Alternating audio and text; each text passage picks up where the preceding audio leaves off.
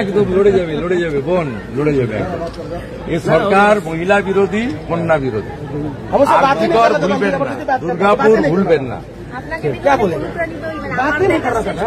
না ঠিক আছে, তাড়াতে না পারলে আমাদের মিশন থাকে।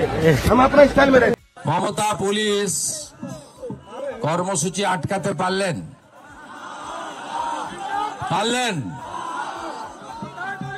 এটা একটা বিধানসভা। ট্রেলার দেখিয়ে দিয়ে গেল বিজেপি আজকে, এরপরে আসল সিনেমা দেখাবে বিজেপি। আর এই যে সমস্ত পুলিশ ট্যাক্সের টাকায় বেতন পান, আর বিজেপিকে আটকানোর জন্য এখানে অনেক চেষ্টা করেছেন। প্রথম পারমিশন আটকেছেন, পরে মিটিং এর মঞ্চ করতে দেওয়া যাবে না, ট্রাক দাঁড় করানো যাবে না। সারা দিন ধরে কত কাণ্ড করেছেন। আপনারা কি ভাবছেন পিসিআর ভাইপো থাকবে? আমাদের কর্মসূচি প্রায় 2.5 কিলোমিটার রাস্তা।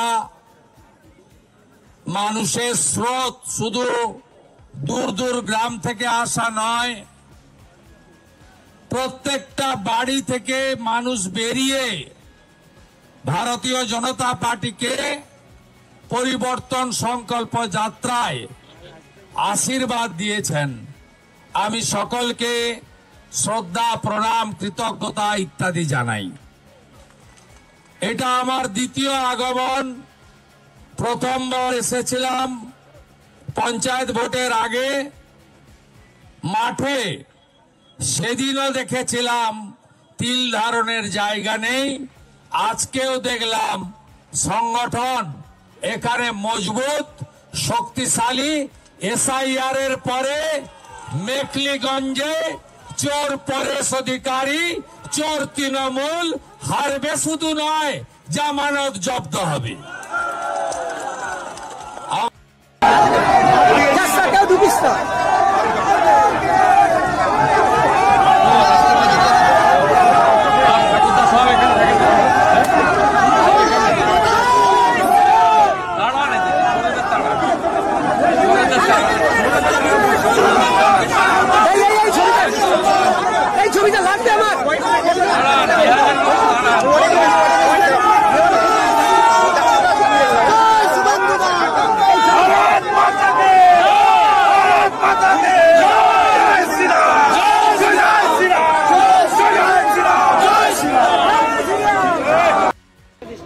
ঠিক হয়ে যাবে।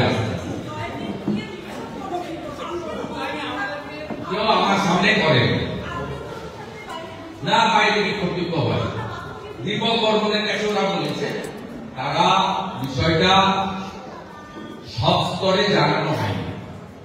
সব স্তরে জানিয়ে বিনা শর্তে এসেছে রাহুল সভা ফিরেছে। ওরা জানে না কি আলোচনা হচ্ছে। যেহেতু বিষয়টা বুথ স্তর পর্যন্ত জানানো হয়নি, কারো কারো বক্তব্য থাকতে পারে। 500-1000 কর্মী বিজেপি বিরাট পার্টি, সবাইকে জানানো হয়, এটা কোনো ক্ষোভ না। ওরা জানতে চেয়েছে, জিজ্ঞেস করেছে, পরে মনোজ ত্রিপাঠী, মিঠু ভাই সবাইকে নিয়ে বসে যাবে বলেন।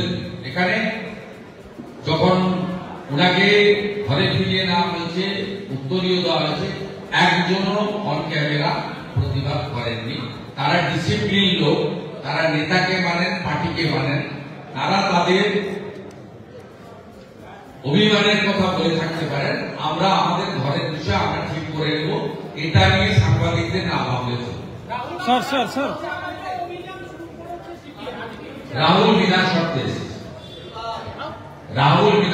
এসেছে, ভারতীয় জনতা পার্টির প্রার্থী প্রিয় হবে। মন্ডল সভাপতি, শক্তি কেন্দ্র প্রমুখ, নেতৃত্বরা তারা প্রস্তাব পাঠাবে জেলার মাধ্যমে, সর্বোচ্চ স্তরে সিদ্ধান্ত হবে।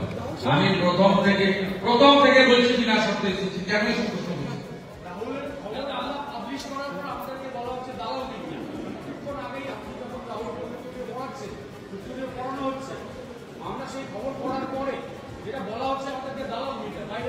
কেউ ব্যক্তিগতভাবে বলেছে, ভারতীয় জনতা পার্টি যারা বসে আছে র্যাঙ্ক এন্ড ফাইল,